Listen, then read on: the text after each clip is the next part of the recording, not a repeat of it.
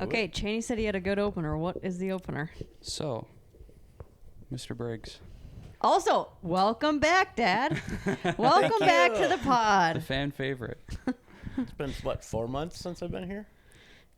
Yeah. Yeah, January, right?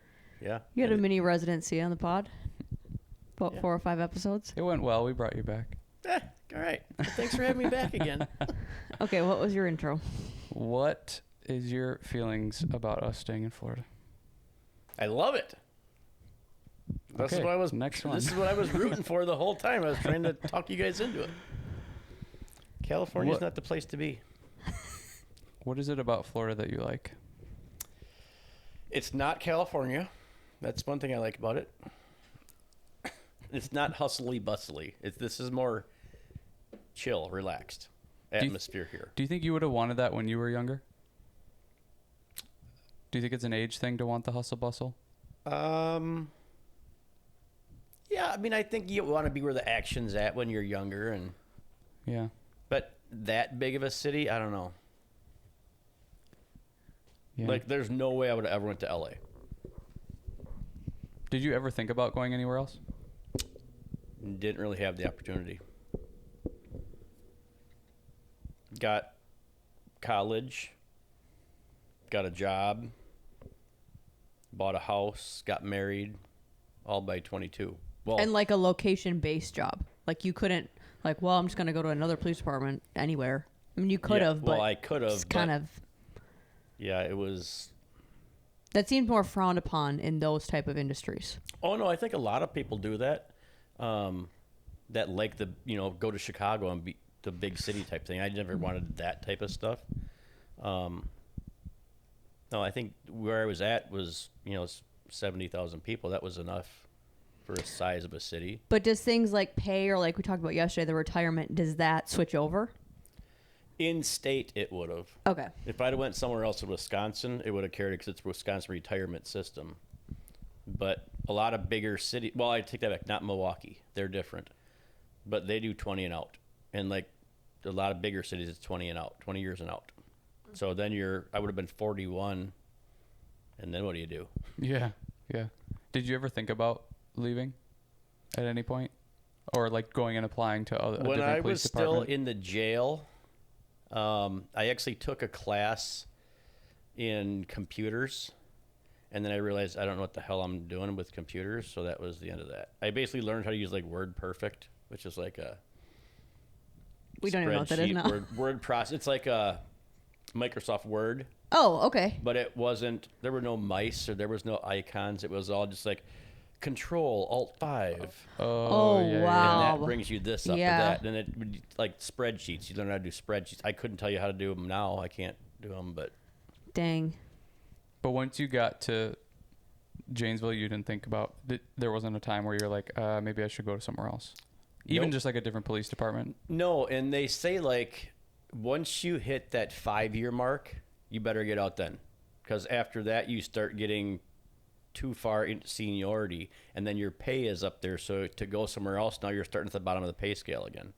Yeah. They never had like lateral transfers back then, where you could go to a different department as a 5-year cop, and 5-year, your seniority would still be day one, like everybody else would have more seniority, but your pay would be at a 5-year pay rate, and maybe your vacation would change. Some of your vacation would come with you.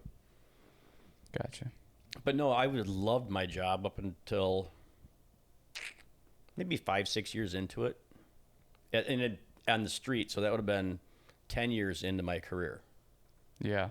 And you're 11 10 years into retirement, right? Yeah. Yeah. Yep. But yeah, I mean, then you hit a wall, and it's just like you see yourself with the same people over and over again. You're dealing with the same people, and it just gets frustrating to the point where it's like, why don't you change? Yeah. Well, yeah, You it get almost sick of the feels like you can't sell you're helping the community, you're helping people when you see the same people making the same bad decisions, same life choices, and then their kids do that. And then you start seeing their kids and they're following the same negative footsteps. It's like it probably feels like you're not making a positive impact on anybody. I never became a cop to make a positive impact. It was, I got kicked out of college because you got to go to class apparently. And then I don't know where that was written down. Susie was just like, why don't you go apply at the jail? It's good benefits and it's good pay. So then I was like, okay, I'll take one criminal justice class, and it was a ride along. So I did one ride along with the sheriff's department, and we went looking for a guy with a warrant. We had a foot pursuit. He had a foot pursuit. I was scared shitless sitting in the car, but had it was a fun night. It was like one of these nights. It's just like, oh my God, I can't believe they pay to do this stuff. Yeah. And so then it was like, yep, I'm in. Yeah. Do you remember like your first arrest? So this was before Janesville, when I worked at full time in the jail, and I worked for Albany part time. And it was my first night there. It was like some street fair, and we had a guy who was drunk, and so we were going to arrest him for disorderly conduct. Me and another guy that I worked in the jail with that also worked part time for Albany. And we go to turn this guy around and put him up against the wall, like face away from us against the wall. And he starts fighting, and we push him up against this wall. Well, it turns out it was a glass, big storefront. Glass fall. We're just like looking at each other like, holy shit, what did we just do?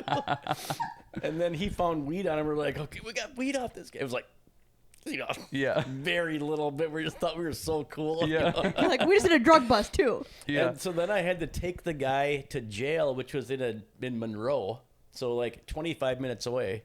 This was in 1996, 96. So there was no GPS, there was no smartphones. I had to ask the guy to tell me how to get to the jail. To take him to jail. Because I didn't even know where I was. Oh my God. I had never been to Albany before in my life, and Albany's like 1,400 people. Yeah. So this guy had to tell me how to get to the jail that I arrested. Oh man. Could you tell, was he older than you? Oh yeah. Was that weird? Like arresting people that were older than you? Yeah, at first it was, especially in the jail when all the inmates were older than you, and I was 21. Yeah. And I looked like I was 12. I was 135 pounds and skinny. So and telling people what to do. Yeah. And they gave you uniforms that were like, oh, here, this used to fit Bob, and he quit. So see if these fit. Yeah. So I've got like these pants on that are like super huge on me. They're like bell-bottom pants, and Yeah. the shirt they gave me was like super huge. It's like you tuck it in, it's got like the folds on the shirt. Oh my gosh. But yeah, but then it's like Walworth County. That was my first job. I did that for 2 years in the jail. And then I went to Rock County, did that for 4 years in the jail. But by the time I got to Rock County, I already had, I don't want to say not seasoned, but I knew how to talk to people. You learn how to say no in a hurry because they're constantly asking for this and that, and you just got to say no. It's Yeah. so once you learn how to do that and learn how to talk to them without being a dick, it's like you treat them with respect or dignity, I should say. Then it seems to go easier, and they, get along better with you. You don't have as many problems with them as far as they'll tell you things that are going on inside. Like when I would work a unit, there'd be 80 inmates. So you'd have 4 sections, and they were broken into like, I want to say it was 40, no, it was 20, 20, I think. But it was 80 to 85 inmates per unit that you'd have to take care of basically all day long. And I never worked those were the pods. I never worked those too much. I always worked booking. But yeah, you learn, that's how you get along, is you treat them with dignity. Don't treat them like an asshole, and they'll treat you good. Do you see that in shows or movies a lot with police stuff, where it's like, this isn't at all how it goes? Like we're watching Reacher right now, and I heard you a couple times be like, they wouldn't allow you to do that. Yeah. And like I said, it's entertainment. Yeah. Yeah. That show's so stupid. Well, it's the same thing sorry to interrupt you. It's like the same thing you see in Facebook comments when, something goes like, why didn't they shoot him in the knee? Yeah. Or why they could have just tased him.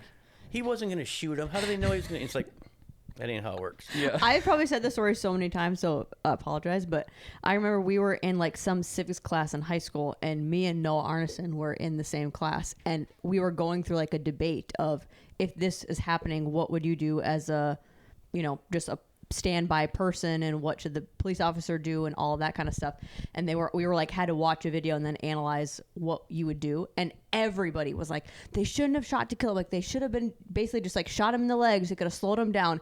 And me and Noah were both like, not to train. That's not how they train. Like you shoot to kill. That's what you do because they want to go home at the end of the night. Who cares about that other person to a degree? But it was just that immediate like, no. You guys don't know anything. Well, it's just such an unawareness. It's like, go shoot a gun at a gun range and like shoot the arm. Like, right. Tell me how easy it is to shoot somebody in the arm. And then that's with you having no pressure. And shooting at a shooting range. decision. Yeah. It's like, it's just so unrealistic. To be like, oh, you should just shoot him in the leg. It's like, yeah, let's see you go do that. Yeah. And then it's the whole like, well, they should be trained to do that.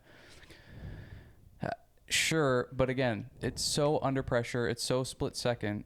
It's like how can you expect? I don't know. But that's the thing is, you're paid to make split second decisions, and you know you're going to get judged on it for the next 6-8 years, the rest of your life maybe. Yeah. You know, so it's just part of the game. I mean, it's you put yourself out there. Yeah. What communication skills do you feel like you learned in the early years that then you like adjusted quickly to, and then also being the negotiator on the SWAT, what was things that either you think were really unheard of on the job that you learned, and then what could be applicable to just regular people? When I first started, there was a lot of the older guys in my profession were Vietnam era vets that had been in Vietnam, and it was basic. So I had a lieutenant that he used to say AT&T. You ask him to do something, you tell him to do something, and then you take him, which means you make him do something. So I'm going to ask you, I'm going to tell you, and I'm going to make you do it. And that never worked out for me. Number one, I was skinny, small, short. So that was just like, that's not going to work for me. And I hated those people that were constantly calling for backup. There were guys I worked with that were constantly calling for help because they were in a fight with somebody. Or they, it's like they said the wrong thing and now the guy's all jacked up. So for me, it was just like, I'm out here by myself, and if I can keep things from getting escalated, I don't have to bring them down, or I don't have to fight with somebody. So I'll take you through 10 minutes and just talk to people to explain the situation. Explain the process to somebody, and typically you'll have a much better chance of getting them to go along with the program because they know what the process is, as opposed to, I need your driver's license. Why? Because I said so. Yeah, the whole mom answer, right? Yep. So to me, it was just like, I'll explain everything to you. Yeah. I'm not going to lie to you. I have no reason to lie to you. And I'm going to be honest with you. You hear that a lot now, I feel like, with being a parent or kids. They tell you to, like, tell them what's going to be happening. Like, because they always want to know the future so they can feel safe and all that kind of stuff. And I feel like we do that with teaching a lot.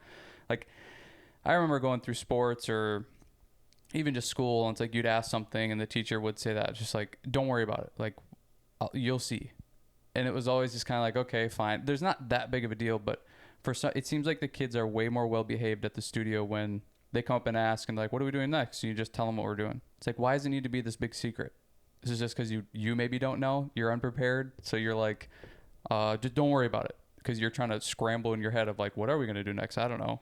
Think about it as like in your workout. If you're with the trainer and they've got it all on a whiteboard, the workout of the day or whatever it is, you know what's coming next and you can prepare and plan for that. Where it's just like, okay, now we're going to do this. Now it's like, now I'm scrambling a little bit. How do I do that? Or, And I feel like the person working out too, if they see that it's all written out already, they're like, okay, my trainer's prepared and they actually have something for me, to where people aren't stupid. Like, you can pick up on, they're just like picking stuff to do. Yeah. It's not hard to read the social cues of like, they don't know what we're doing next. Yeah. Oh, you're not breathing heavy enough after that last one. So now I'm going to ramp it up a little bit so you are breathing heavy. Yeah. Then you stop asking maybe. I think that's a weird also, like, like, how do you be confident? I think that could be a stream of how do you represent confidence. That's something I've been trying to think about more lately with kids or with people. Like, I don't like the typical dance version or protocol of like just be so over the top and in people's face, and that shows confidence? Like, how can you do that in a business setting and still have some sort of poise without losing your, you know, attention to the room and still showing confidence? I think that is a huge thing when you're trying to be a leader, is when it looks like you're putting together something that is part of like one big master plan. It's like same thing with talking to people. If you're like, I don't know, I'm just going to throw you into the back of the car and then we'll figure it out, or I'll let you know then. It's like that already makes people feel like you don't have your shit figured out. So now I don't either feel confident in you, or you don't see confidence, or they see it as this guy doesn't know what he's doing. I'm going to one up him and try to like be. And if you don't know, you fake it till you make it, or you tell them, hey, I don't know, but I'll find out for you. And that was the biggest thing. And for that's me still was more just honest. Like that is still holding the situation. Good question. I don't know. Let me find out. Yeah. You know, and that was the thing. Is just like be honest with them. And you know, it's like you may have dealt with this guy. This is the third time this week that you're dealing with this guy, but he's still a person. And it sometimes it gets hard to do that. To not like, man, you're causing me more work. Yeah. You know, it's like, just why can't you just go with the program? I think that was the weirdest thing that I didn't realize is like it's like repeat customers.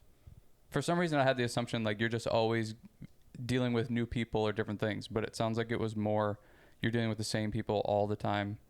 So they say like cops deal with 3% of the population their entire career, and it's the families. Same 3 population. Yeah, it's this. I mean, it's like you said, it's their kids and it's their grandkids, and at the end, I was dealing with. Oh, I know your grandpa. It's like your whole family tree. You just deal with those people because Right. typically they all carry the same traits. They're raised the same way, bad habits, bad lifestyles. Which that doesn't tell you anything about parenting. It's like, what well, is? think about it. You've got a daughter that sees you beating the crap out of her mom, or if mom's even, dad's even there, and then they grew up with the thinking, oh, I guess dad's supposed to beat on mom, or my husband's supposed to beat on me, or my boyfriend's supposed to beat on me. Yeah. And it's just a perpetual, just keeps going. Loop. Yeah. That just keeps going on. That was the weirdest thing. I don't know why I didn't think it was that, but just the fact that you're basically going and seeing and dealing with the same people every time you go to work. That's so weird to me. Because that's not really that much different than being a grocery store clerk, a cashier. Right. You're seeing the same people come get groceries all the time. Yep. You see them once a week or whatever. That it's weird that profession, it's the same thing. But you're going to a grocery store, it's a good day. Yeah. You know, when the cops show up, it's never a good day. Yeah. Cops don't show up on good days. It's always something negative that brought them there. Whether it's you being pissed off enough to have to call the cops for something, or somebody's calling the cops on you, or you're creating so much of a problem that you're drawing attention to yourself and the cops notice you. Yeah. Did you guys ever do anything like to try to not have that stigma? So, like the last 10 years of my career, I did that domestic violence team where we worked with victims of domestic violence to try to get them shelter, to try to get them out of their relationship, getting them restraining orders. But I heard a lot of, well, I need him there to watch the kids while I go to work. Yeah. Or I need him there. I don't work, so I need his income, so I need him there. And they would get out of one relationship, and then 2 months later, they're being victimized by the next person who treats them the same way. Because that's all they know. Was it pretty often too that their mom was probably in that same situation? Sure. Mom or dad was just abusive, and mom never called. Yeah. You can tell like, oh, this is not something new to you. And then you'll see her kids, they aren't crying when the boyfriend's beating her up or treating her like crap. Because it's just natural. Jeez. So they grew up thinking this is natural, that mom's boyfriend's always an asshole. Yeah. And now the kids see that and they grow up, and whether they're boy or girl. Yep. It's like the boy thinks, oh, that's just what you can do. Right. Yeah. Yep. So it was, I think towards the end of my career, that was the frustrating part, was just like, I'm not changing anything. I'm putting a Band-Aid on it until we have to come back next time. Yeah. So sometimes it gets to the point where it's just like, well, I'm just going through the motions here. Why should I even try to help? That's got to be one of the biggest gut blows, is just like, oh, they have to do it themselves. It's like we can intervene and we can do as much as we can and give them these services or tell them like you're going to be okay if you leave or you're going to be, whatever, trying to guide, but it's up to the individual to change or not. It's like you said. It's like, why don't you just change? Why don't you be better? And people just a lot of times they just can't or don't know how to. Yeah. That's like, I mean, not to draw comparisons, but it's the same thing in fitness and health. It's the same thing kind of everywhere. It's like you can listen to as many podcasts as you want about health or read as many books, but if you're not going to do anything, like you still have to go do it. Yep. So it's up to you to do it. And that's just like that police example or those examples are just so much more extreme. And it's like, I think people always think if I was in that situation, I would get out of it somehow. But how many people are unhealthy and they're not getting out of that situation? They're not doing what they can to get out of that. It's like, you just don't know. And what were we just talking about yesterday about a member of our family who gets this blood glucose monitor, continuous glucose monitor, gets put on medication and nothing will change because they think, well, the medication is going to help me now, and not change their lifestyle at all. Yeah. So it's like you're letting somebody else try to help you or change you, and you're not doing a damn thing to better yourself. And that's like, most people want to take all the responsibility off of them. They want to get rid of as much responsibility as possible. They just want to be able to float through life and not have to do anything difficult or hard or anything. They just want to be able to not do anything. And what results right now? Yeah. Well, and that's what's difficult, and not to put more like praise on those careers or work paths, but like I think that's where you can put such an importance on teachers and coaches and like the places where your kids are going to be outside of the home, because I think the adults, you're almost set. You're set. Like that's kind of just probably how you're going to be. You're going to live your life that way. But to change that kid's trajectory of not creating that same pattern and, well, I saw this at home, so I'm going to recreate this at my home. I think the only thing that shakes them out of that or questions their behavior or makes them analyze what's going on at home is what they're hearing at school, what they're hearing in sports, what they're hearing from friends and teachers that they have. So I think like that's where the benefit of those things of you can teach a kid to take self-accountability and self-responsibility and take action for themselves. It's something that almost every sport, or I guess what I would think every sport is teaching and should be teaching, that you almost have to start with the kids. I was just reading an article about Tiger Woods and his son. So his son's like 14, 15 now and a great golfer. And he's got a golf coach. And he keeps saying like, Dad, my coach told me this. And Tiger's like, I've been telling you that since you were 3. Yeah. And the guy that was interviewing said, so does Charlie's his name. He said, does Charlie to pay attention to what you tell him? He's like, no. He doesn't listen to a damn thing I say, but his coach says the same thing, and now it's gospel. Like, I got to do it. Yeah.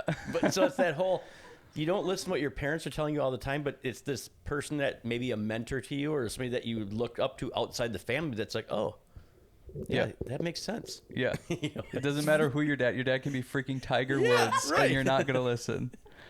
That's where it's talked about so much of just like how important good teachers, good coaches are, and that there's not enough of them because, I mean, again, you take the kid that has a bad home life. It's like, that's their one escape is football, where their coaches actually appreciate them or like them and show them respect and give them a chance and help them out. It's like, that's their escape. Those people are important. But if they were to go to a shitty coach or a shitty teacher and have to deal with that all day, it's like, what chance does this kid have? You want me to tell you the reverse of that, what this actually happened? So there was this kid in Janesville, a big kid, minority, poverty, football, loved football. Didn't have cleats, couldn't pay the athletic fee. So we actually took up a collection and paid his $50 athletic fee for football, got him cleats so he could play football. His mom said, you're not taking anything from them cops. Basically, get in the house. Yeah. So, what the hell? Yeah. Like, what chance do those people have? Yeah. She just would not let him come out and talk to us she said, get in the house. You're not taking that stuff. I would have just, like, tried to give it to a teacher then, and then have the teacher I would have been go so over. sneaky about it. Yeah. Just like, okay, somebody else do it, but take this money and do it. Yeah. That's what I do. Like, how do you change cultures in society when like that is the mentality? It's like, even when people are trying to help and you're not going to accept it, it's like, well, I get it though. I mean, I think there are minorities that have never had good interactions with police or maybe even authority. That's just, you're not going to change them. That, you know, I'm different, or we're different, or this is a different place. It's not where you're from. This is just through day one of my life. From what I can remember, it was always negative interactions, and you will never change my mind that you're different. So I understand that. So what do you think is going through that mom's head? Like they're trying to trick them, or you guys have bad intentions? Yeah, maybe both. Maybe we're trying to use him. Yeah. Get information from him. Yeah, that sucks. But yeah, I mean, I totally understand the mom's. I guess I don't know her background, but just hearing stories about how minorities have been treated in larger cities, and then they come to Janesville and it's a smaller town. And I'm not going to say everybody wasn't like that, but you try to be different and try to make an impact in somebody's life. And yeah, I think that's like almost ingrained in their family line almost. Yeah. Yeah. Yep. Yeah, because there's story after story after story. Yeah. And probably incidents where they witnessed it or it happened to them, you know, or yeah, I understand that. I mean, it's a stupid comparison, but it's like why people drive certain vehicles. It's like, yeah, I had a Ford growing up and it was a piece of shit and I'll never buy a Ford again. Yep. And they literally won't. It's like, well, it sticks with everybody. Those things stick with you, and that's just how you're going to be. Think about this. How many interactions have you had with police over the course of your life? Oh, jeez. 5? Yeah, maybe. Okay, maybe. so if... Well, I got to deal with you all the time, but... if 3 of those cops treated you badly or were an asshole to you, what is your impression of that whole, as every cop? Yeah, I mean, it'd be hard not to think, Yeah. yeah, you're an asshole. And then you think of, like, the general public. They may have been pulled over for speeding one time in their life. And if that cop was a dick to them, now all cops are dicks. So think of that minority parent who all of her interactions, or even 75% of them, were negative. Maybe it was justified that the cops were there or dealing with her. I don't know, but they're all negative. 75% are negative. So what's that mean all cops are? Yeah. Yeah. Well, and that sucks because even if the cops were not being shitty, it's just like you said, you're not called for positive. You're only called for the negative. So that's still a negative situation. Even if it's something as simple as you're getting pulled over, it's like, it's not a positive thing that you're going to remember. And then that, like the association of that person is always associated with shitty events. Yep. Or maybe, you know, the worst times for your life or whatever. Yeah, which is like, and then you have the flip side of firemen. Yeah, they're heroes. there to save the day. Yep. So mad. Foundation savers. That was so funny when that fire truck went by when we were just about to turn. We're like, we can't go this way. You're like, yeah, goddamn fireman blocks the whole road. Of course. So there is a real rivalry between police and firemen. I think it's a healthy animosity. Yeah. You know, It's part of the fun. Yeah, and like, did the fireman show up always on a good day? No, I mean, maybe it's your house is burning down, or maybe your mom or dad just keeled over, and now the paramedics and the fire department are coming to your house. But they make it all better. Yeah, yeah, You know? yeah. Oh, that's and funny. I think cops are jealous of firemen because they can sit in the recliners and get paid for it, and they're making pies and cookies and doing laundry. Yeah, there's a bunch of ladies. I saw this meme. It's like, cops have ride-along, firemen have sleepovers. Oh my god, that's so true. That's But funny. now in my job, I got to kind of play nice because all these EMT guys are all firemen on the side. So it's like, my gosh, we'll still make jokes. Yeah. You know, but we're good about taking them too. you Yeah, know? yeah. Oh, because I'm sure they have their opposites of you guys. Oh yeah, they'll bring donuts in the training. You're like, here's some donuts for you guys. Yeah. We know you love them. What do you think is, I don't know, I guess we did this 4 months ago or whatever. Is there anything that sticks out that you feel like you've learned that's new, like with the like fitness or working out or food or anything? The kettlebell thing has been a game changer for me. Really? Like, I didn't know shit about kettlebells. When I think of kettlebells, I think kettlebell swings. Yeah. And that was basically all I knew. And that they hurt when you flip them over in the back of your arm and they land on your forearm. Everybody can relate to that. But just the kettlebells you have to stabilize your core so much, because most times you're working with one. Yeah. You know, or if you are working with two, you're doing... There's still movement. Like, there's still so much movement. And just the way the weight feels different than a 35-pound dumbbell and a 35-pound kettlebell, totally different. Like, I would think a 35-pound kettlebell feels 10 pounds heavier. Just because of how it's hanging instead of you're grabbing it in the middle. And, like, doing the kettlebell push-ups or the bench press. Yeah. That wrecked my shoulders because the weight kept pulling me back instead of, you know, balancing it between my hand, my palm. Weird. Yeah. And I think the bands too, I've got a deeper appreciation for bands. I think last winter, when the first year I came down, when you put me on that band workout, it was like a rehab type thing. Yeah. That's when I realized, like, whoa, you can get a good workout from bands. Yeah. Yeah. They're marketed as like for girls or recovery or here's your light workout, but you can get a lot more out of them than you can use them as a legitimate workout, and you can use them. I think they're good accessories to things. I wouldn't say it's like make a foundation program just out of bands unless it's for like a rehabilitation type thing. But I like throwing them in with the kettlebell workout program just because it's nice to get away from the barbells and the dumbbells and all the machines that you usually do. It's like this is just a different avenue to explore.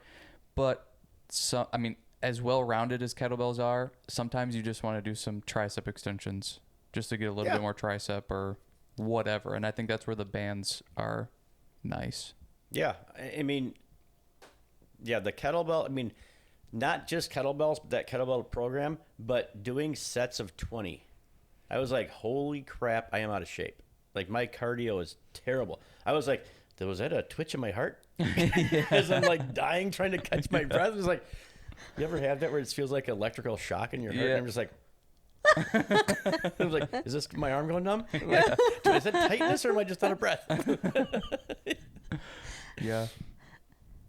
So that's been the big, and with this second phase, doing the 10 sets of 11 or 11 sets of 10, that I thought I would hate doing that many sets because my volume has just been through the roof. Yeah. But I like it. It takes a long time to do a workout. Well, not when we do it like you. I was doing it wrong. You guys are doing supersets or trisets. Yeah. I was doing one at a time.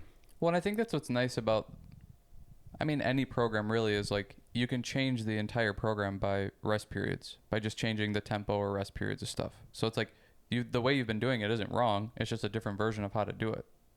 The way that we've been doing it is like you get a little bit more cardio out of it and you aren't as lifting as much weights, but you're also kind of pumping the weights more frequently. So there's something going on with that too, where just like you're having a ton of muscle activation for like 40 minutes and then you're done, to where yours is like a little bit mellower, but for 2 hours. I almost think after doing yesterday what we did, and granted that was only 5 sets, but doing like, say, the swing squats, just 11 sets, I was exhausted. Like, my quads were on fire just because all I was doing was that. Yeah. And then you would go to the next thing, the pull-ups. Yeah. So it was, I almost found myself yesterday not getting burnt out with just quads. Yeah. And it was core too, because you swing that up and I got to catch it and squat down. Yep. Where it was. Because if you think about it too, like you were doing a minute rest between. Minute and a half between each set. If you're doing the swing with squat, minute and a half rest, swing with squat, and you keep doing that for 11 sets, you're probably getting more of a rest period if you go swing with squat, then to push-ups, then to the kettlebell shoulder press. That's got to be longer than a minute and a half. We were taking a minute rest after the set. After all three, yeah. So yeah, you're getting a longer rest period going back to the next set of your kettlebell swings with the squat. But it's kind of weird because the workout's also way shorter than it was for you. So it's like you're getting more of a cardio thing, but you're getting more rest between each. The individual muscles are getting rested longer. Yeah. But your cardio is still going. Like the swing to squat, that was a cardio for me. And then went right to pull-ups. And it was like, holy crap, I'm still winded. Even after doing that, now I'm going to pull-ups. And the chest or the shoulder press was actually relaxing for me. Yeah. I think the kettlebell thing, we also made this one so intense, I think also because you just get complacent with what you're doing a little bit. And it's always funny when you write a program because you write it out like it's such a good idea and then you go do it and you're like, this is awful. Like, this is so difficult and so hard. And we thought about changing it a lot because it just wrecks you. But there's something about, oh yeah, I got to do this every now and again. Like, I got to push to the limit and beat the shit out of myself because most of the year I'm going through the motions, especially after you do this program. You're like, yeah, I've kind of been just like not slacking, but I go there, I do my stuff and I leave, and there's no like real intensity going on. To where we've kept it this way because it's like, at once a year we'll go do this program just to like, we got to do the one that's going to get us super sore and wreck us. And what's annoying is like, it's the program that changes our bodies the most out of anything we do. The novelty. And it's just like, is it because it's so much volume? Is it because of how intense it is compared to the other stuff? But you can't keep this type of intensity for a year. You couldn't do this for a year long. So I don't know. It's cool because of how intense it is. It also sucks because you're worried about going into the workouts. But then most of the year, you're not doing that stuff anyways. You know what, though? I've seen the most progress in my body with this. And I just finished phase 2, which I think phase 3 for me is going to suck. That one is the most fun, I think. Phase 3. Oh, my God. Going 20, 19, like, 18. Yeah, that's like, how many sets are you doing? Or how many reps are you actually doing? Yeah, we counted them out. I don't remember. But you're only doing 2 exercises. Yeah, true. So it's like, it's fun because you're just bouncing back and forth between the 2 and you're working your way down the ladder. And then once you get to like the single digits, it starts to feel like it's just, you're cruising through it. Oh, yeah. I didn't think about that. It's nice. I don't know. It seems like it's the most fun compared to the other ones. The other ones I think are just so similar to what you regularly do. Just like, oh, I'm doing a couple sets of 10 or a couple sets of 20. Toward this one, it's like, when do you ever go 20 reps and then 19 and then 18? Never in my life. And you really figure out where you're weak at. Like, I'm so weak between reps like 13 and 17 to where 20, it's like, okay, I can knock out 20 and do that. But then, and it's probably because I get burnt out after 20, 19, 18. Well, or even like, something as simple as like, when do you ever do 13 reps? When do you ever program that? When do you ever program 17 reps? Yeah. It's like 10, 12, 8, 20, 15. That's like what everybody goes to. But it's like, it's silly how 1 or 2 more reps make that big of a difference. Yeah. It's like your body gets used to a rep range almost. Are you guys changing weights as you go? Sometimes. I mean, you figure out kind of what weights work for you and what you can get through. Because like when I was doing in phase 1, the gorilla press or Z press. No. Yeah, it was a Z press. I would start out good. And then like the second set and third set, I'm like, I can't do this. I can't get the reps. And so then I would drop. Once I would not hit that 20, then I would drop the weight. Yeah. So I would think with this last one, the lighter, the less reps I'm doing, maybe I can go 5 pounds heavier on the 5 to 0 or the 1. But you're also the most burnt out of that time too. That's the thing, yeah. Yeah, you might be able to with some of the exercises, kind of like the shoulder press one. It's like, well, this is the easiest. When I'm doing pull-ups and swing with squat, and you go to shoulder press, it feels like a break. Yeah. There's some of those where, like, I want to say push-ups is in the last phase. Yep. So it's like you can weight those or yeah, you can put a band and make them weighted or put a plate on your back or whatever. But after you go through 20, 19, 18, 17, like you get to 10, and it's like it's actually kind of hard to do 10 you've done push-ups. Like 80 to 100 reps of that. I noticed that with dips in this second phase. It's like I would start out and I'm just whoom, whoom, whoom, whoom, whoom. And then at the end, like you're getting to like set 10 and 11. It's like, yeah. And you like start using your shoulders to get yourself. Yeah. You're like kicking your head up. The last phase, it's hard to figure out the weight for things, or even like pull-ups, how much resistance to help. Yeah. Because it's like you'll set it up and you do 20. You're like, that's not that bad. I think I could do a little bit less, or I could do a little bit more weight. And then you do 19. You're like, oh, but shit, I have 18, 17, 16. Like you just start to fall off. It's crazy. And I've noticed with this, well, even the first two phases, my metabolism skyrocket. Yeah. Yeah. I mean, it's like Yes. I'm hungry. Like I've been losing weight because I just can't eat enough. Mm-hmm. And I can't snack, so I'm just eating 3 meals a day, and there's only so much you can eat at one sitting. Mm-hmm. That's something I wonder with when you hear about people doing like the 30-day challenge and the real high intensity short-term things. I wonder if there's a part of it of why they can't continue that is because they don't change anything with eating. They probably have spiked their metabolism so much because of that intensity, and then they're not fueling any more nutrients than that they need to help recover and help everything. They're probably just eating the same way they always do, or a lot of people are reducing calories. Or they're just eating more carbs for energy. Yeah. That's just fatty shit. I wonder if some of the burnout is just, you're not fueling your body properly. You could probably extend this intensity or whatever, this program a little bit longer if you would just eat more food that was going to help you recover and whatever, rather than it being carbs or like people will do this to lose weight and then they'll also cut calories. So it's like you're increasing intensity by like 100x because you don't do anything anyways. Then you're cutting calories. So now everything that you're trying to do has no sort of nutrients to recover with. It's just, you're almost doing two bads of the equation. Yeah. And people see it as, it's only 30 days. But I get through 30 days is over and it's like, okay, yeah, back to normal. It's a just get through it mindset. Yeah, right. They look at it as just, this is a window and I just got to make it to the end of the window. Yep. So I'll suffer through it, or maybe I won't even do the whole workout. Maybe I'll cut corners here and there. Or what's a Saturday night having some beers? Yeah. I'll make up for it on Monday.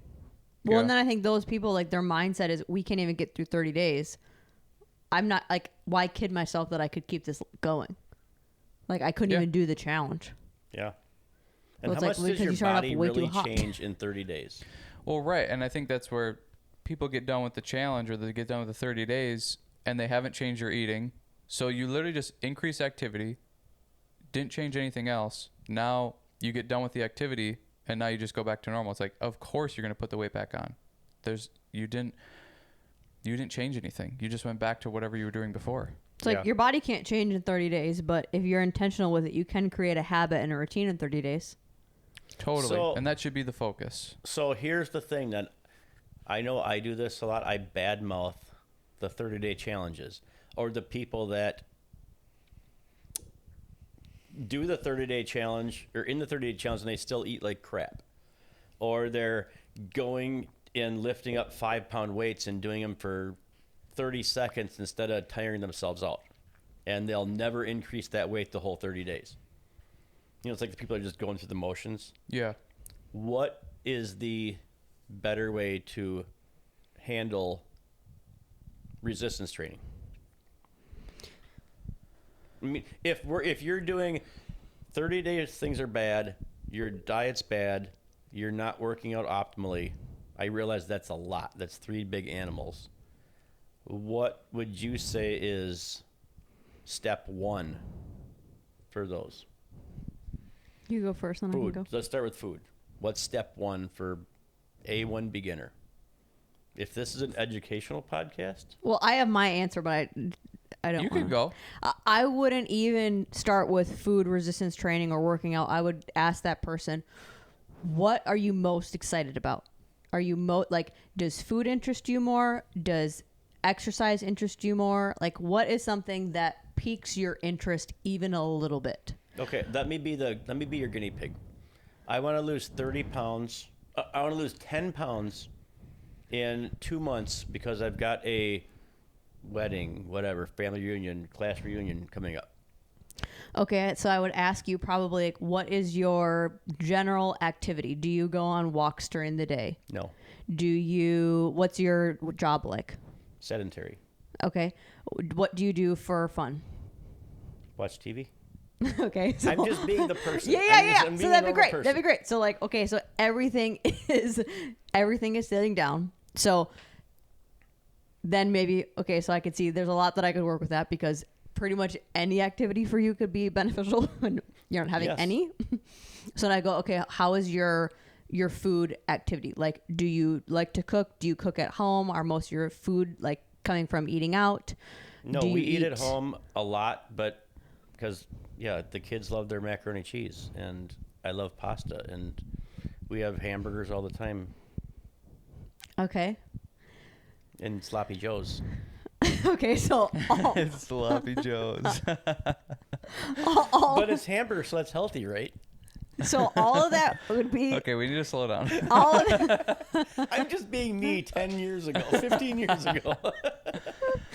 I think it's like what you said in the beginning. It's like I would just figure out what are you most interested in right now? What would be the easiest and what's the most appealing?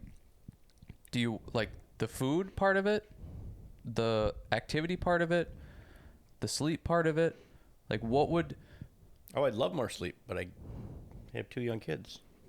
okay, so then get rid of them? I would okay, so then I would take that if you're like, yeah, you're a parent, you're tired all the time.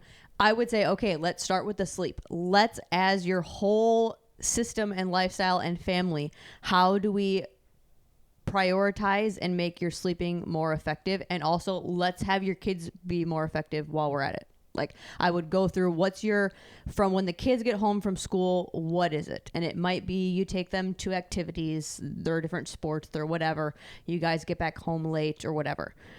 I would try to suggest things like, okay, well, when are they eating and what are they eating? Let's have them not have the soda at every single dinner that they have. Or I would say, okay, we're not going to do certain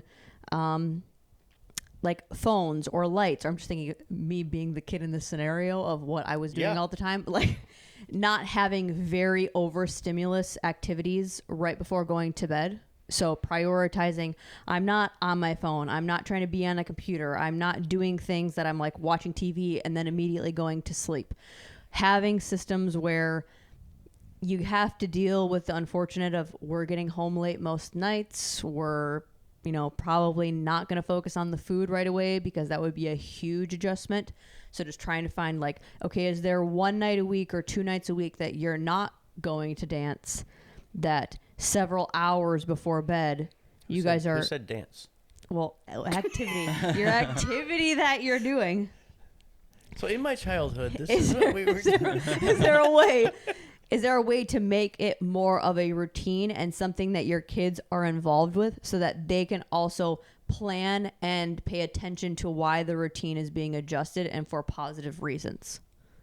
So if you're like, I would love to get more sleep and I would like to be better with sleeping, then it's like, okay, how are you sleeping? Are you sleeping with the TV on? Let's cut that out. Are you sleeping with a bunch of things on in your room? Let's cut that out. Are you sleeping with blinds open so light's coming in? Let's cut that out. What are you eating or drinking? How many hours before bed? Let's adjust that and cut that out. And let's also adjust that for your kids. Talking about it with your kids, making it a priority with your kids. So then hopefully with you getting a little bit better sleep, you have a better brain to function. And then we can maybe talk about what's the next exciting thing that you have. Is it the food? Is it the exercise?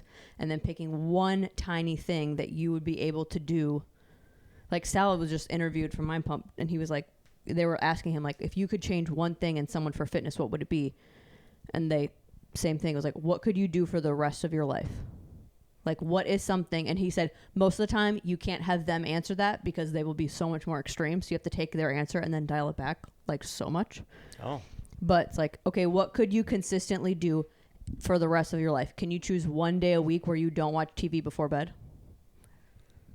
That's probably manageable. So then you just keep and making sure that they stay on that until it's a habit or a routine. I think you have to play with people's current biases, because I think when you talk to people about it, they are already leaning towards probably one of those three, the health, or four, I should say.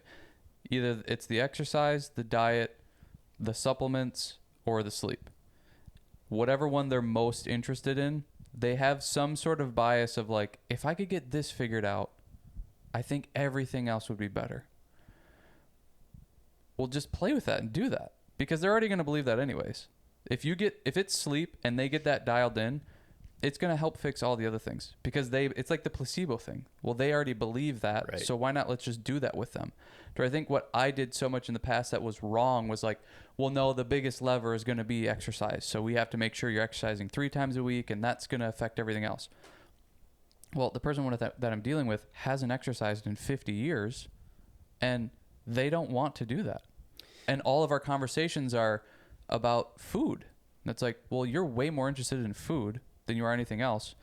And you're actually willing to make changes with that to where I can't get you to do any, like, oh, sorry, lunges hurt my knees, I don't want to do that. Oh, squats hurt my knees, I don't want to do that. It's like, you're clearly not interested in this, so let's do what you're interested in, because there's going to be a placebo of, oh, you're eating better, and now you're saying like, oh, I have lower inflammation and everything's great. Well, now I can go, hey, lower inflammation, squats probably won't hurt you anymore. Let's try to do those again. And because they're thinking, oh, I have lower, like, it's all just in their head and their biases. You just have to start using that to work with them to get them to do what you want them to do anyways. But it's still going with their interest and their path, rather than like bullying, well, you got to exercise because that's the most important. But you worked for a fitness facility where I think that's what's flawed with I don't want to say gym atmosphere, but the health space in general, is that you're trying to sell memberships and you're trying to sell training sessions. You don't want, it's like the pharmaceutical industry. You don't want them eating better, and you want them to need you. Yeah. You know, you don't want to see results that quick or that much, and you don't want to teach them that much, because then they're not going to need you. Well, if you have any sort of integrity and if you're a good person, I agree. Or if you have a confidence in your ability, you will know people are still going to come back to me because of so many other things, or because I did teach them that they'll still think you're always going to know more than me. So there's always something to learn. Like, you can't give too many of these secrets away. Correct. Because there's always something for people to learn. They will always keep coming to you. There's that relationship that you build. That's like, and really in the back of your mind, you probably should be training people. I would think, how I would see it is, you're training for them to not need you anymore. Same way like a coach with a really incredible athlete. Yeah, you're not going to be teaching them the foundation, the basics. Now you basically just get to play with it. And I think this is where like the coaching world has gotten bigger, is because people don't want to go to the, like, I couldn't at the big box gym, I couldn't have that conversation, or I couldn't have that suggestion. I didn't have the confidence that would work. And also, if you're not coming and using these sessions here at the big box gym, like, you're not the company's not making money, they're not paying me. When I went off on my own, I could have done more of this of, you're still paying me the monthly whatever, but like, come in and we can have an hour just chat session or scheduling session of what you're going to try to do this week. We don't even have to work out. And I wish I would have gotten to that place more, because it would have been so much more helpful of just trying to figure out, how do we get your sleep to be figured out? Because that's the biggest thing to you right now. Once we do that, now you're probably going to start to come to the gym and do this. Or maybe not. Maybe it's now like, yeah, now I'm really into supplements, or I'm into diet, whatever it is. I think that's what the Gary Brecka thing is so interesting, is it's all packaged like it's the supplements and it's the blood tests and all that. Like you hear Dana White talk about it and you hear Gary Brecker talk about it. It's all like, yeah, we did his blood panel and we figured out all these things. So we got him on the supplement thing and blah, blah. And yeah, he lost all this weight and he looks great now. And blah. It's like all the supplements and the blood shit is great, but he lost weight because he stopped eating processed food and started exercising. And that is like not talked about or seen that much. That was the effect of it. But he had to do the blood panel and the supplements thing to get him, because that's probably what he was already interested in. What supplements can I take? Like, it's Dana White. He probably doesn't have a ton of time to work out or cook his own food or whatever. So he's like, what are the quick things I can do to improve my health? Well, it's the blood panel and the supplements. But that, I think, snowballed him into, now I'm eating better, now I'm exercising. And I think the same thing happened with Stephen A. Smith. I went to Gary Brecka. But they were interested in those things and then started to do the things that actually make a big difference later on because they ended up getting to it. But they would never get to it if you go, yeah, you just need to exercise, like exercise and stop eating processed foods. For some reason, people just do not listen to that. They don't want to do that. They want to do whatever their biased thing is of, yeah, I just feel like if I go vegan, like everything's going to be better for me. Okay, let's do it then. If that's going to get you to start exercising and whatever, like, let's do it. I don't care. Well, and I think the supplement is easy to do. Yeah. I just have to take these supplements and that's a start for me.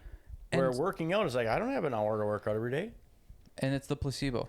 They'll take the supplements and they'll start making shit up of what's working, and it might be working, and just their belief of it. Like, there's so many studies of just you thinking it's working, it starts to work. Yeah. So that's probably happening. And then it's like, man, what else could I do? Now I'm able to work out because I don't have inflammation in my knees. It's like, okay, yeah, we'll go with that. They start learning about the supplements and what those supplements are doing. And then you figure out like, oh, well, why is it important to have these levels high and these levels low? And why is it important to pay attention to this? And then you dive deeper into that because maybe you're thinking you have a problem with that. And then you see, oh, eating these things helps reduce that. Oh, exercise helps reduce that. And then you're like, well, I guess I'm taking this and I'm paying money to take this. I want it to work. So then you start doing like the whole lifestyle thing that's surrounding it because you're just getting yourself in that world that's bringing up these topics as well. Yeah, because everything kind of points to the same stuff. Like, if you exercise, it increases inflammation, but then it overall reduces it. It's like, oh, well, everybody wants to reduce inflammation, so now they start doing that. And then these certain foods do that. And like, when you choose all of the, quote, healthy things to do, they all do the same stuff. It's like reduce stress, reduce anxiety, reduce inflammation. They do all more sleep does that. More exercise does that. Better food does that. It's like, they all do it. It's just, what are you interested in? Start doing that. What's the key to get you started? Yeah, exactly. Because if you keep trying to be stubborn with, well, I heard that this is the most important thing, so I have to do this. Okay, sure, but you don't want to do it at all. To where you'd rather just focus on getting 8 hours of sleep, which you can't. So do that, and then maybe you have more willpower to actually go do the other things. They won't seem as bad. So when you say, what are you more biased towards, could that be translated into, what are you most open-minded about? Yeah.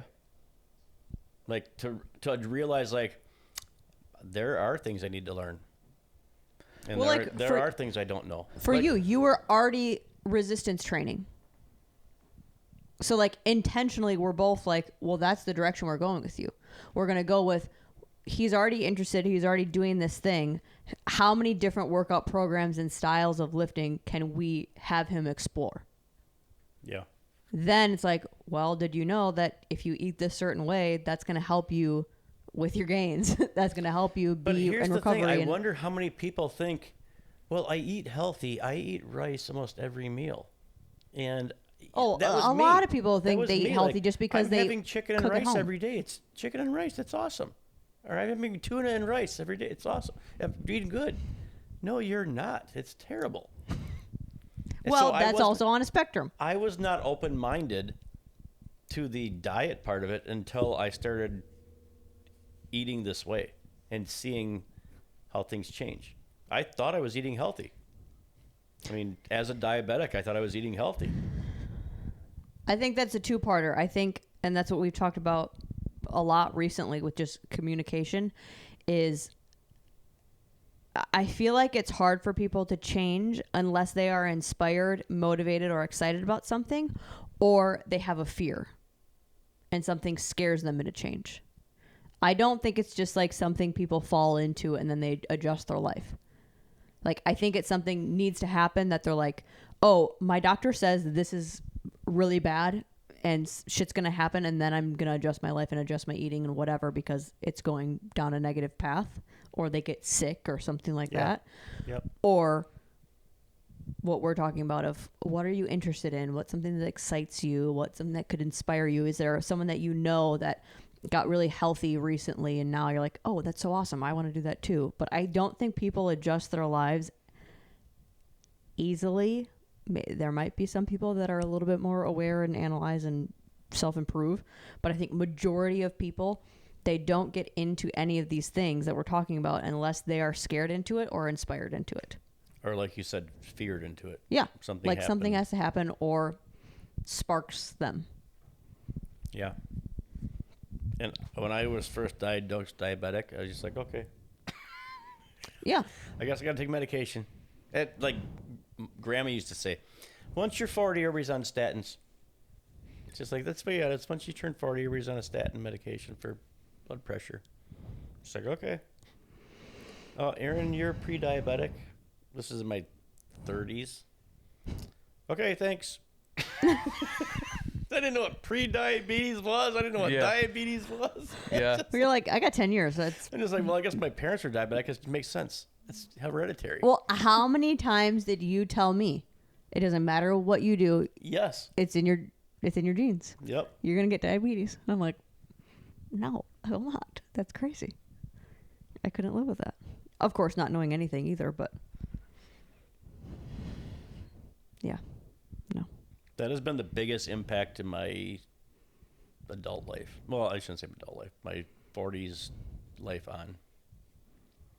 I would say having kids, being a dad was the most impactful thing that I've ever done in my life. And then changing my eating, become healthier. That's cool. What do you think? It took me till I was 51 to do it, but what? And do you think it was a fear thing and an inspiration thing? Like, what do you think has made you do all of these changes?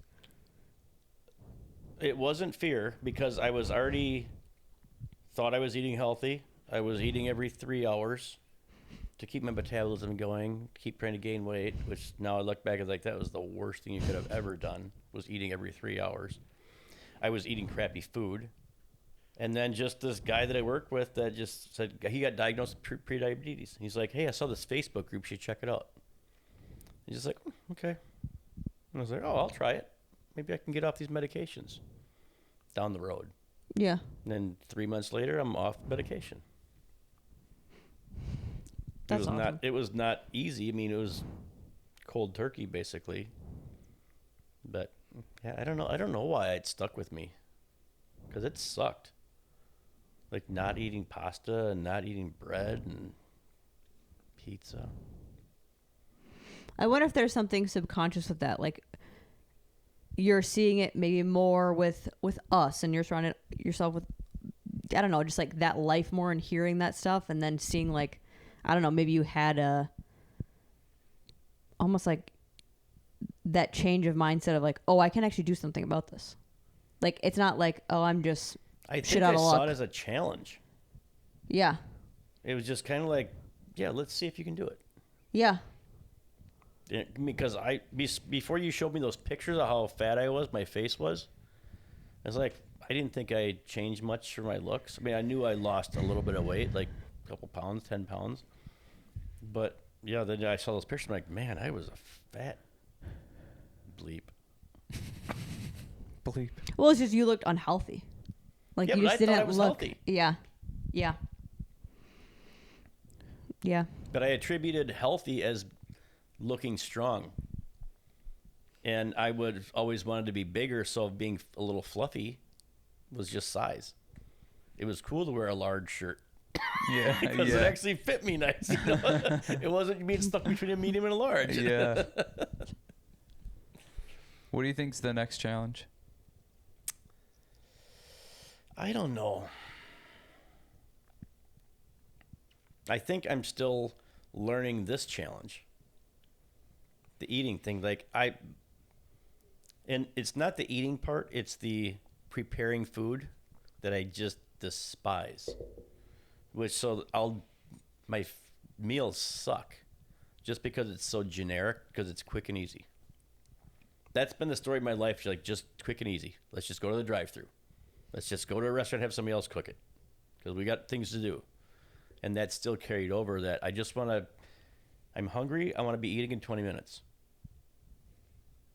Do you think most people are like that? I think unless you guys like preparing food. And I won't even say cooking. You just like the prep of it, the whole thing of it. Me, I can't stand that because it's like, what am I missing on TV as I'm in the kitchen here? But that was you guys growing up. Our house was divided or sectioned off. Yeah. So if I'm in the kitchen by myself cooking food, what am I missing that's going on in the living room? I'm missing family time. So I want to be out there with them having family time. Yeah. So let's just get something on the way home. And then we all can eat come together. home and we can all be together. Or let's go out to eat so that we can all be together while we're eating. I don't have to worry about missing out on this or that. Yeah. I get that because I don't feel like I'm missing out on anything when I'm cooking. So because that's you your guys are doing it together a lot. open of times. concept. You gotta have an open concept house. Yeah. Right. Yeah. That's the only way to help. But it's interesting now, nobody's at home, so you're not missing out on anything now. Yeah, I just almost feel like There's just better things to do it's just than this. boring. And I think I just have that stigma of this sucks. Okay, Cooking food sucks, or getting food ready sucks. What is it about grilling out that's fun then? Because I feel like you like doing that. Yeah, because I can cook a lot of food at once, and then I've got 4 meals of food to eat then. Why couldn't you do that on the stove? I or in eat the oven? a lot. Well, why couldn't you, if you can make a lot of food on the grill and have it for more meals, why can't you do that just inside? Oh, I probably could, but I can cook 6 chicken breasts on the grill and be done. Where cooking 6 chicken breasts in the oven or on the stove just seems like that's a huge pan, and I don't know if I want to eat the same thing over and over again. This makes no sense. No. So I'll make 6 chicken breasts, but I'll do one meal. I'll do a marinara sauce with mozzarella cheese on it. The next one I could do my chili sauce, whatever that zero sugar sauce is. The next one maybe I'll use for lunch. I'll cut up and put it in a salad. You know what I mean? Or it's different. But if I make something on the stove or in the oven, it almost feels like I'm just making a whole bunch of this. Because I don't follow. Because to me, it's what's the difference between cooking 6 chicken breasts on the grill versus just 6 chicken breasts in the oven? Because I don't have a pan big enough to cook 6 chicken breasts. So, what's stopping you is a fucking pan? Probably, yeah. Now that you say it. Oh my god. Okay, well we're gonna buy you. We're gonna buy you a pan, a nice big 6 chicken breast pan. See. Oh, that's funny. Yeah, I don't know. I mean, the grill thing. I think it's almost like an event. Yeah, you're outside to where you got a drink while you're sitting there. I'm sitting on the tailgate listening to music while I'm grilling out in the garage. I think you just got to try to create the same thing but inside. Right. Well, breakfasts are always so quick because when I eat breakfast, I listen to you guys' podcast. Thank you. So, shout out to Eavesdrop. We're cutting that off. I also want to. I want to say I have an experiment of what I think could work, but I also forgot to say this earlier because we haven't said it in so many months. But now we're talking about it with the kettlebell. If anybody, the few people that listen, if anybody wants a workout program, we have so many of them that is kind of for every person, whatever you want to do, every style of working out. If you want one, message me and I will send them to you. I would say Olympia is my favorite. Yeah. What's the one I could never finish because I always get hurt? It's the most intense one. That's why. Atlas. Atlas is like your strongman program. Yeah. The 5x5s. That's intense. Yeah, that's intense. Okay, anyways, go ahead. I think you should, this is like my new excitement thing right now. I think you should make cooking, like you should build the habit. So I'm researching like how to, like the science behind how our brains build habits. So there's like a system for what you can do. So like first you have to have a cue, then you have to have an action, and you have to have like a more of a descriptive way of what that action is. There's a little bit more to it, but these are the 3 that I would go with. And then you have to have a reward at the end. So is there a cue that you could have that triggers in your brain of like, okay, when I get home after the gym, that's just an example. When I get home after the gym, I'm going to make lunch. So I know as soon as I walk in the door, my brain thinks you're about to cook lunch. Like, is there something like, whether it's a daily schedule or like time of day or something that could be like your cue of this is when I'm going to cook? So now that you bring that up, that is one of the biggest problems in my life right now. And this is going to sound so wussy-ish, if that's a word. But like, I have not, in the year and 4 months that I've been, 5 months I've been retired, I have not developed a routine for anything. It's like, and this is gonna sound so bad, but like on days that I don't work, on days that I work, I know I'm getting up, I'm getting in the shower, I'm eating breakfast, I'm going to work. On days that I don't work, it's I wake up when I wake up, and then it's like, oh, let's see what's on my phone, and then it's like, do I get in the shower first or do I eat first? And then 20 minutes later, I'm just like, do I get in the shower first? Do I eat first? And it's like, you could have been done with both of these things in the time you're still sitting here trying to make up your damn mind. Yeah. And I become, for the person that's been very decisive my whole life, I am so indecisive. Like, I Well, because really, are you decisive, or did you just have everything planned out for you, so you didn't need to make decisions? My life was so regimented that I didn't have to, and now so you didn't need to make any decisions. Yeah. So you're realizing your true nature is you're indecisive. I guess so. Thanks, retirement. But seriously, it's like I will debate myself for 20 minutes on whether to get in the shower first or eat first. Is this me or is this me? Oh yeah. You always say like it is the Briggs family curse. Because, I mean, when we're in a car together, we're like, you know, Grandpa and Grandma. I learned it from you. It's honestly not just saying Grandpa and Grandma. I feel like it's passed down through. It's not the diabetes. It's the indecisiveness that's bad. Because it'll be, as a family, we're like, okay, we're going to go to here for food. Yeah. And then on the way to get food, Kara or Toby, everybody in the car will bring up an alternate place we could go. It's like, or guys, we decided. I do it all the time. We decided this. Well, what if we? Hey, what do you think about this? Yeah. It's like, we already made a decision. Let's just stick with the decision and move on. We're not going to debate how many ways we can do this. Or like, you do a project, it's going to take you 5 hours to do the project because we're just thinking ways of how to do the project versus like, go in there and get it done. Even if it's not the best option, we're like, oh, but let's plan it out first, run through all the scenarios, then zero in on one, and then question it 5 more times, and then we're gonna get lunch, and then we'll come back to it. And then we're late. We got 10 minutes to get done. Exactly. It's like, this, every person in our family does this. It's not effective and it's not helpful.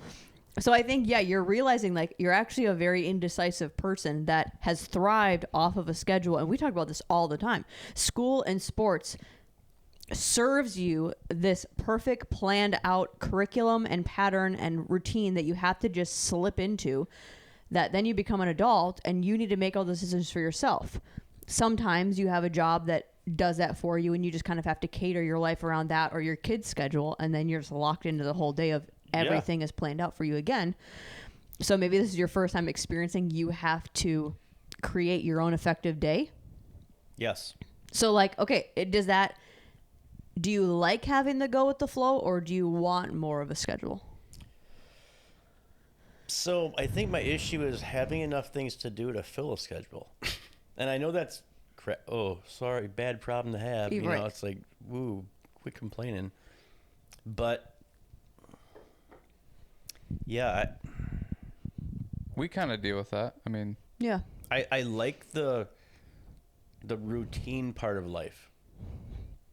You know, I like the having the, like we talked about at the beginning of this podcast, knowing what's coming next, knowing the routine, knowing what to expect makes things go so much easier. So, yeah, I think the routine part is what I strive for. So on those days that you don't work, can you mix both of, like, habit stack both of them? Can you start to learn how to create a routine, but let's do it by creating the habit of cooking and doing that? Now, you might not always like cooking. I don't necessarily think we like cooking. We have just made it such a habit that's like, well, yeah, of course we're going to do that. I was just talking about that like today with Carly. Like, I don't like working out. It is just such a part of what we do that I don't think about it. It's never a debate in my head. You're right. And we've talked about this, or you guys have talked about this with working out. Somebody that's brand new to the gym, forming a habit. You got to make it a part of your day to be good at it and to do it, to become a habit. And I'm that person when it comes to making food. It's just like no option. You just kind of have that, like, yeah, that there isn't a choice. I'm gonna do it this way. I'm just gonna do it this way every single time. My suggestion with the cooking thing, is it easier to do it around the other aspects of your day or to do it by the time? See, that's tricky.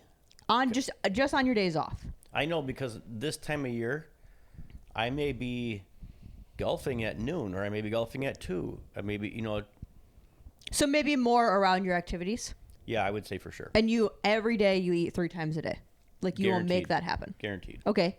So then I would think your cue would be set it around one activity. So in the morning, do you typically get up and go make breakfast right away? Yep.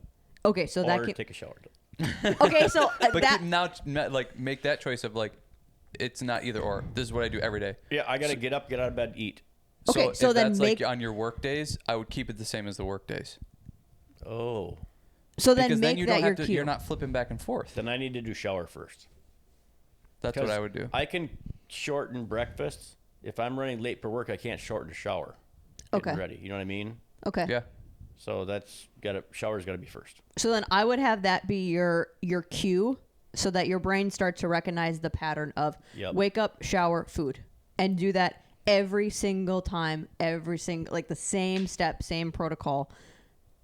I would say, until you get comfortable with it, but just to build the habit. So then there has to be an action. So with the action, breakfast might be easy for you because you make the same thing, but say for lunch and dinners, my suggestion would be planning out what that cooking scenario looks like. So for me, if I was in your shoes this was a struggle for me, I'm trying to eliminate every decision because I know I'm indecisive.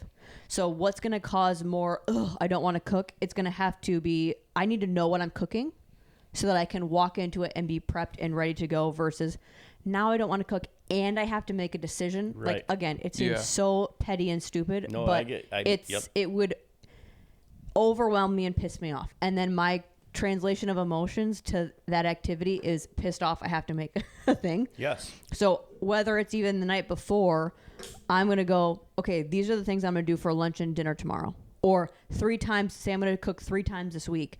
These are the lunch and dinners that I'm going to do. And I'm going to make sure that I have the groceries for that. So then my action is, okay, lunch is coming around because, keep with breakfast. I'm waking up, showering, eating breakfast. That's my cue. The action is, I'm going to have 6 eggs with 4 spoonfuls of yogurt. So I know what I'm going to get out. I know what the action is going to be. I'm going to maybe listen to the podcast while I do that. So then I'm going to have that podcast on every single time while I do that. To me, that is the key of the habit thing. Breakfast, I have down. Is the pair. You have your breakfast, but you're doing it with the podcast on. To where I think you need that pair. You need that extra thing with lunch and with dinner. So there's the association. It's like why we always go to Walmart or go to Woodman's after the gym. Yeah. That is a pair. those two habits are so much easier now because they're almost linked together where, well, I don't get to watch a podcast if I don't make breakfast. I don't get to have breakfast if I don't watch podcasts. I can't go to the gym or I have to go to the gym because I also have to go to Woodman's. Or I have to go to Woodman's, so I also have to go to the gym.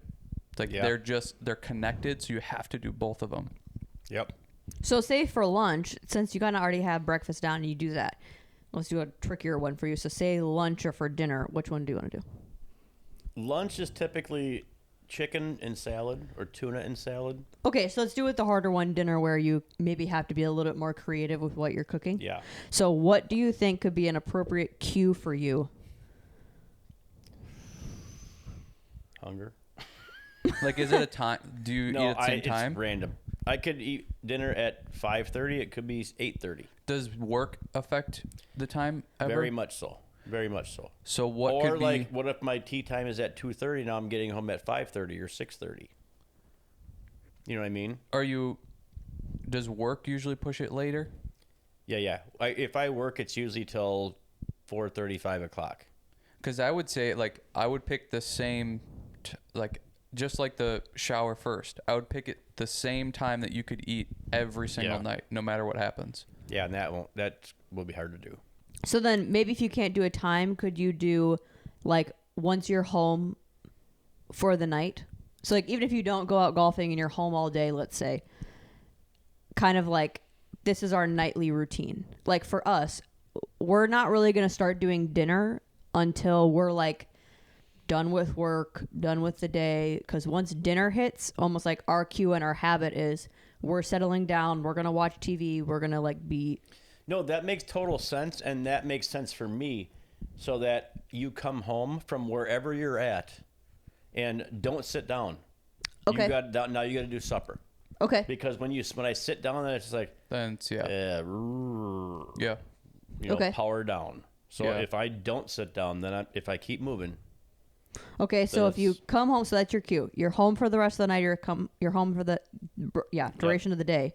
You're going to make dinner. Or maybe that's your cue is you're not going to sit down. You're going to stay on your feet. So your cue is I'm wanting to chill. That's your cue to make dinner. Yep. So then again, I would have the action of I'm going to have already planned out what I'm going to eat and what I'm going to cook. What is something else that you could have attached to dinner? Like breakfast, you have the podcast. You have something else that could be associated. Listen to music? It could be a different podcast. Okay. So could that be something like mealtime as you're watching something? Yeah. Okay. Well, typically making it, you could watch a podcast, listen to music or something. So entertainment is connected with cooking. Yes. Okay. Yeah. Whether it's music, whether it's podcasts, whether it's listening to the TV in the other room. Okay. So something that you're enjoying. Then what could be your reward? Getting to eat. Sitting down to eat. Okay. So then is that enough that your brain would register that as like, this is awesome? Or is it just like, this is something I got to do today? No. I think the way I've been eating was just so simple, plain. Like I said, a pound of hamburger and a can of green beans has been dinner some nights. Just because it's quick, I can get it done with, I can get it over with, and it's protein, it's no fat, healthy fat for me. But then it's like I'm struggling eating a whole pound of hamburger. So like sometimes we cook a fun meal, but it's still within your diet restrictions. Does that excite you? Diet choices. Diet choices. Not negative. There's no negative. True. Okay. Diet disciplines. Yes. Does that excite you at all? Or is it just like, this is just food? Who cares? Food has become work to eat. Okay, so then you need something that's going to be rewarding at the end so that it triggers in your brain, this is a positive action that I'm doing that I want to recreate again and again. What I would like to say this time of year is you get to go for a walk outside. Do a lap. Cool. So do I feel like that every day? If I'm working all day, I'm putting in 10,000 steps at work. Okay, so what are some options that you could choose? Maybe you could alternate Maybe through it's just these rewards. being able to sit down and relax. Okay. Recliner up. So I'd say sitting down, going for a walk. Maybe you can think of a third one if you need it. But when you're in that reward time, taking almost like a physical second to be like, this is my reward. This is not I'm just getting to do this. I see dinner as this is the last thing you got to do.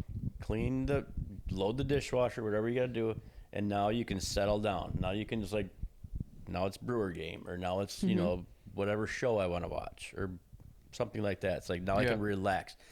Take your shoes off, take your bra off type thing. Yep. Yeah. You know, if that makes sense to the non-men viewers out here, all three of you. Yeah. That's the Calgon moment. Okay. You guys don't understand that. No, Everybody I else, but never mind. Calgon, take me away. Okay, never mind. All right. Okay. Well, hopefully there's somebody my age at home going, yep, he's right now. I know exactly what he's talking about. I think Yeah, you go.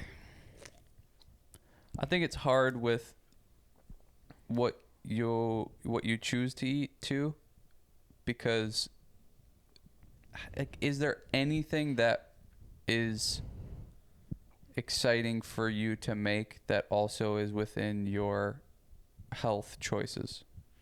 Because is it part of it's that where it's like you just are picking boring ass meals? I think I am, because it's easy. Like, you guys, the way you guys eat, like when I'm here, I love it. I mean, like the salads today, I would have just had the spring salad and some basic stuff in there. I would never have had the look like parsley or, you know, the other stuff in there. Or just like, it's oil, olive oil, and salt is the dressing. Because I think that could be part of it too. Is like, yeah, of course cooking's gonna suck. The reward of it is dog shit meals. Yes, not reward. Like, it's no fun. That if you put a little more effort into it, it probably will become more rewarding. Yeah. And that's where I think the benefit of having the action in the middle of you're planning it ahead of time, then you might be able to plan, okay, I'm going to try something new, or I'm going to look up something new, or you could ask us like, okay, I want something new, make up a meal for me.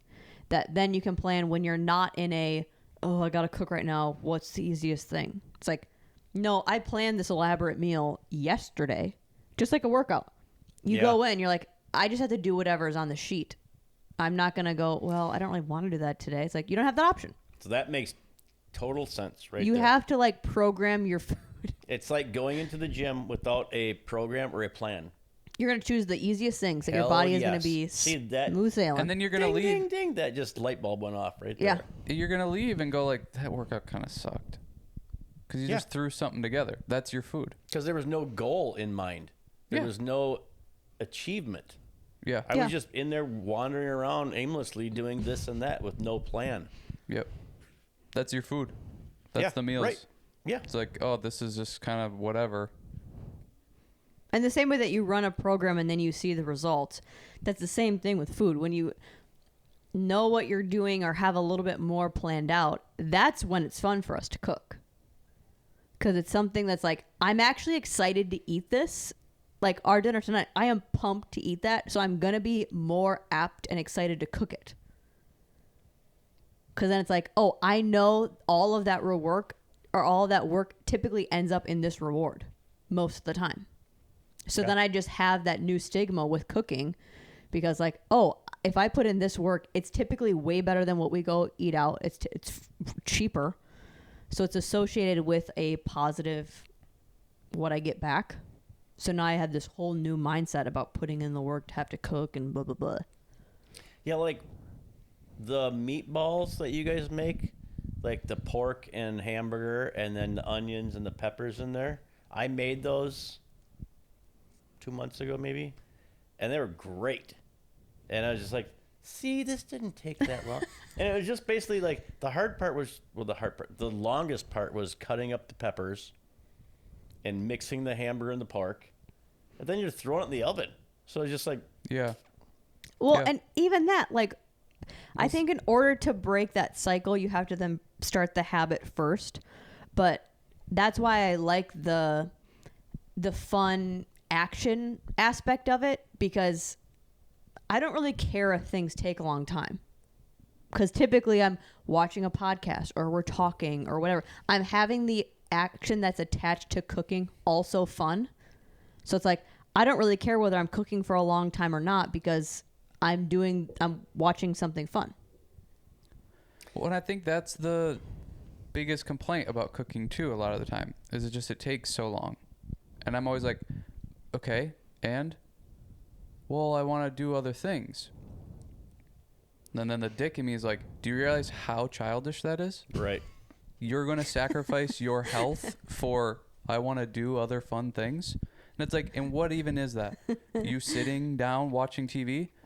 We have fucking phones and iPads and open concept rooms now. You can see the TV from where you're cooking. It's like you can bring the TV literally to your counter. It's like you just want to be the ultimate laze.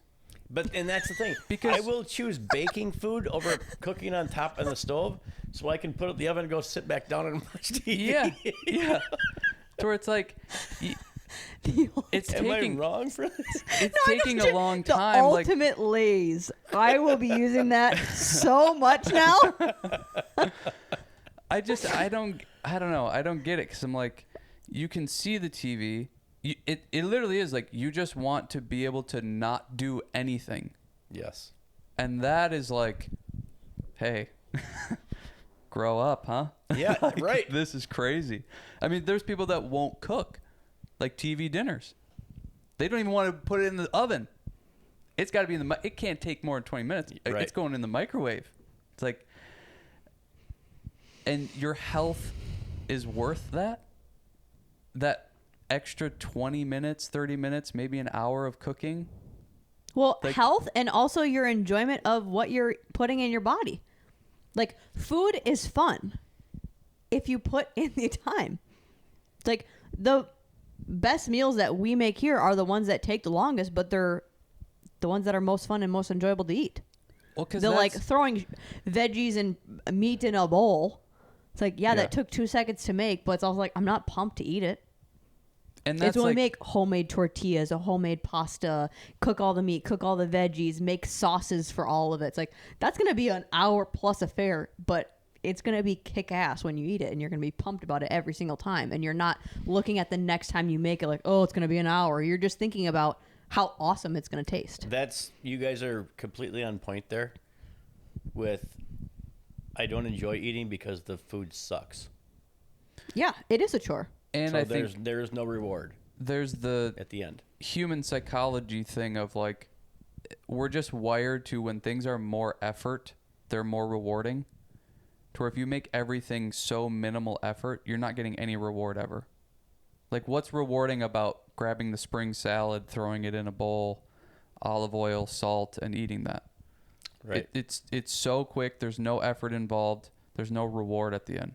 To where her cutting everything up and 3 different lettuces and banana peppers and sauces and all this kind of stuff, like, she's putting so much more effort and time into it.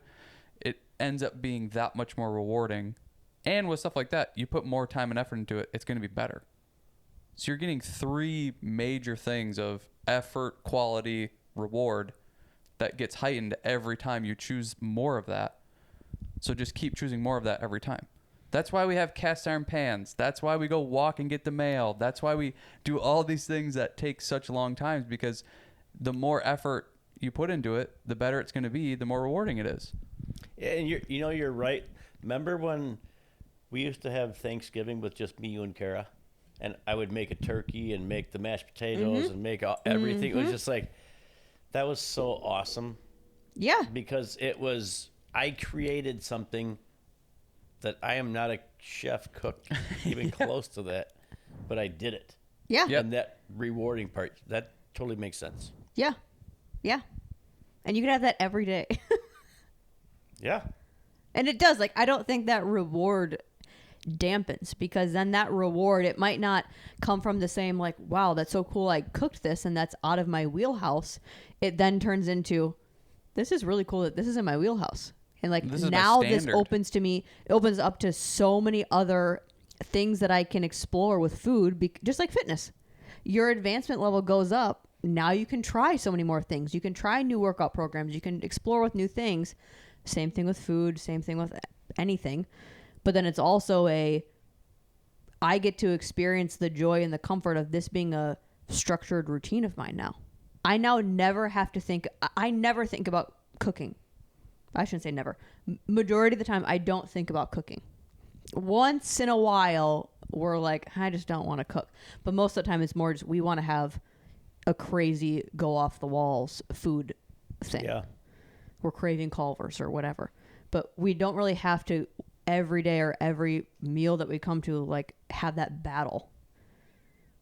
You just get to like, oh, this is something I do. And I don't even have to think about it anymore. And It's the just joy like of the that, gym the for ease you of that. now. Yes. It's like there's no question. Part of life. Yeah. Part of my day. So that's what I would do. I would make a habit out of it. Your cue, your action, your reward. And speaking of that, should we try to do that right now with dinner? Yeah, it's Or going to be does fun. anybody have any more closing arguments, thoughts, opinions? Closing arguments? Questions? I just want to say thanks for having me back on the cast. On the cast. Oh, wait, it's a pod. On the pod. We call it ED for short. No, you can't say ED because then my phone's going to start getting Cialis commercials. All right. That's it. That's it. See you later. ya.